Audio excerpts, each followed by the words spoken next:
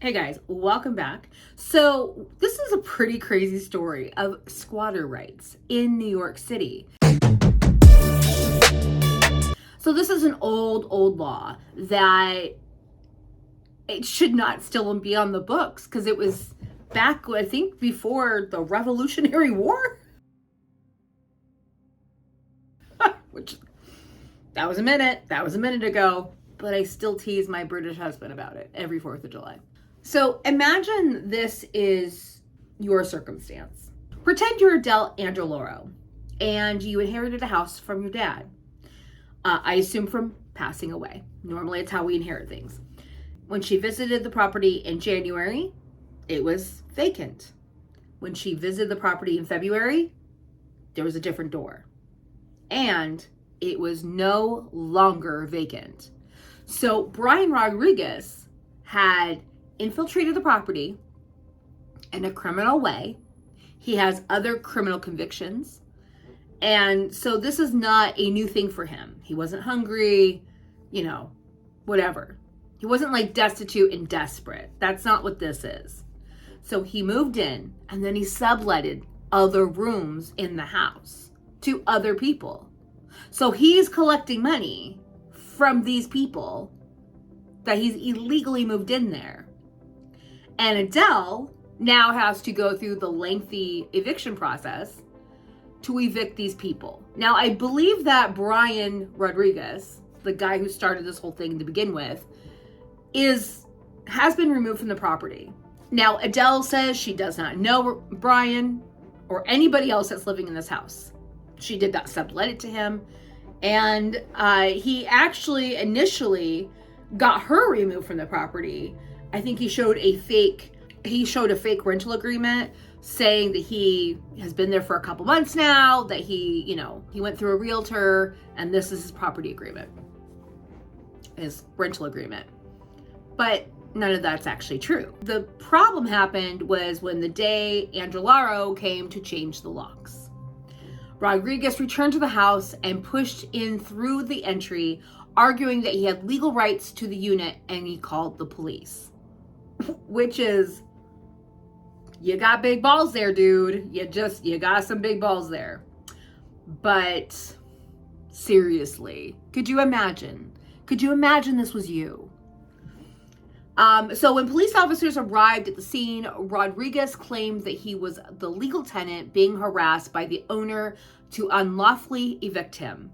Angelaro was then removed from the property, the Queens District Attorney Office said in a statement. So reports showed Angelaro being led away in handcuffs before later meeting with authorities. Which, I would be so livid. I would be so livid if this was me. And I don't care where you at on the ideological divide here. I'm a progressive and I do not think this is okay. I do not.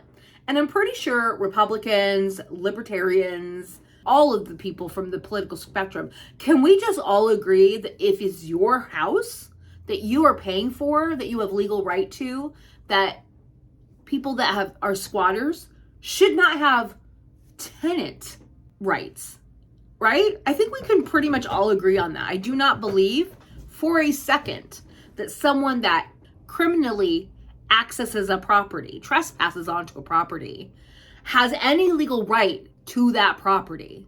They should be removed immediately. But when the police are called, they say it's a civil matter and you have to go through civil court.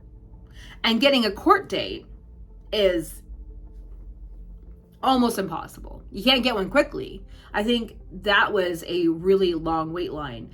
So, however, in New York, if a squatter lives in the property for 30 days, they are legally considered tenants and cannot be unilaterally evicted or evicted by the police, creating a need for a judicial eviction, which means you have to go through the courts, which is lengthy, time-consuming, and costs money. So the idea of squatting goes back to medieval England and it's common law. The king's courts would routinely rule in favor of individuals who occupied a property without permission, providing the owner did not take action against them within a certain statute of limitations. So really old law, right? So in an earlier statement, Melinda Katz, the Queens District Attorney, said, "You cannot first enter a home without permission, then stay without permission, and later claim vested rights simply because the legitimate owner is unaware or has been unable to remove you for 30 days. Adding that the defendant in this case is alleged to have entered and stayed in this home unlawfully. He is now being charged with burglary and grand larceny." The issue of squatting in New York has gained headlines in recent weeks.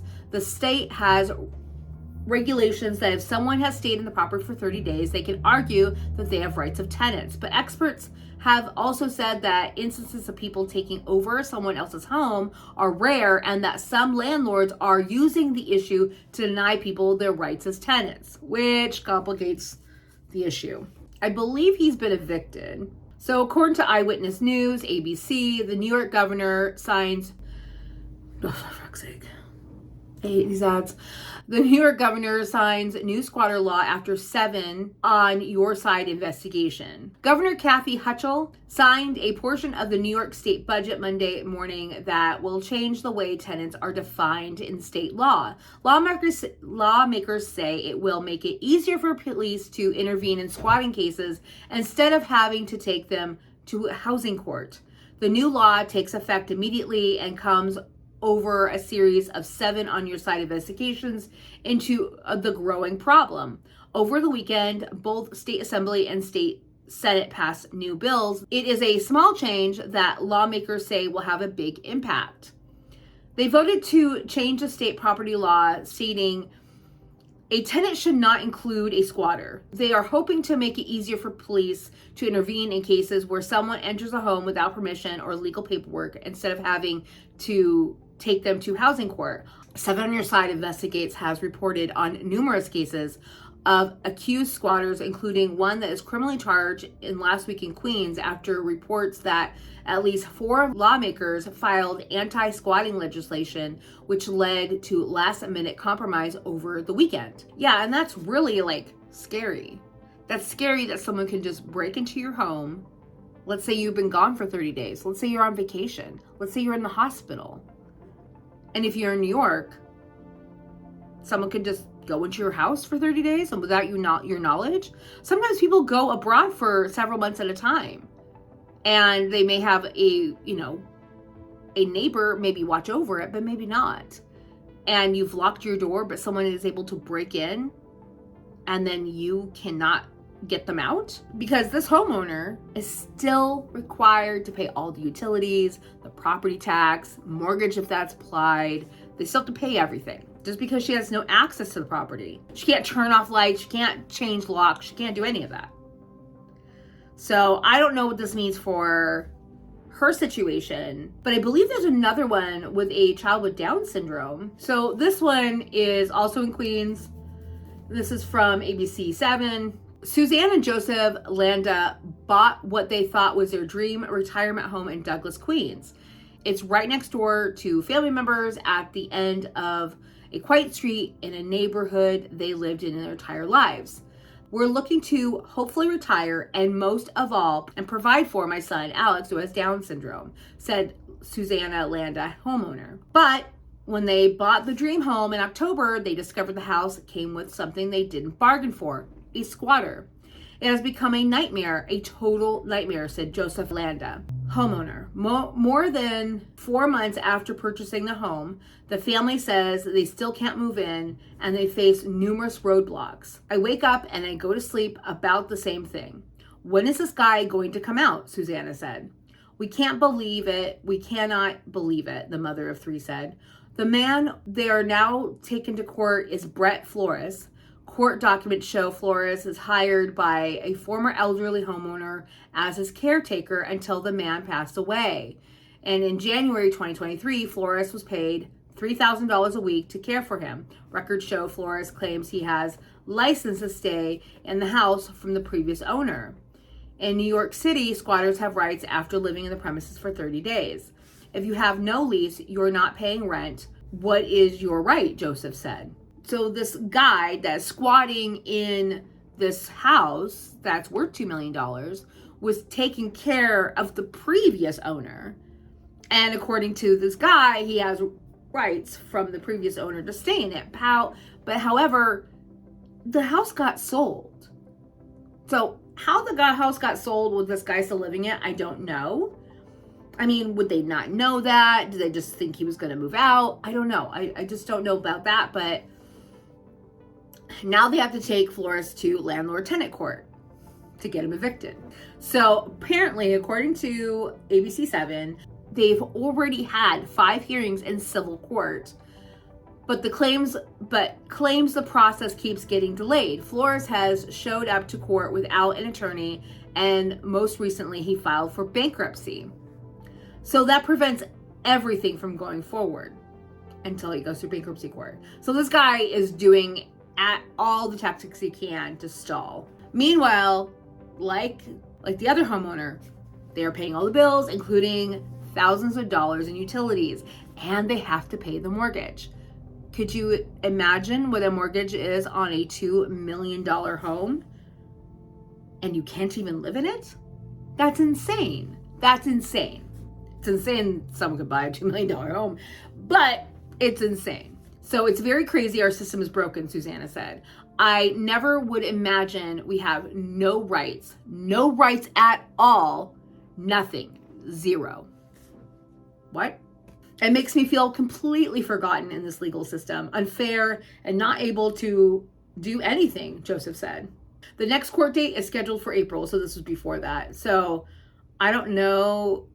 We're currently in April, and when was this article written? On February 28th, 2024. So let's see if there's any updates.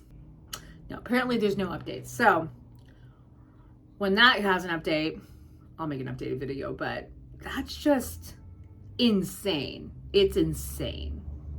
So this was on April 22nd. So yesterday, anti-squatter law passed in New York. Here's what to know.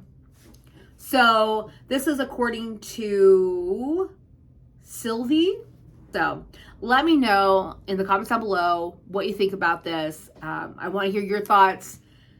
Good, bad, or ugly. Say them all down below. But still, try not to be nasty because, come on, we're all human beings. We're all human beings at the end of the day. Thanks for watching.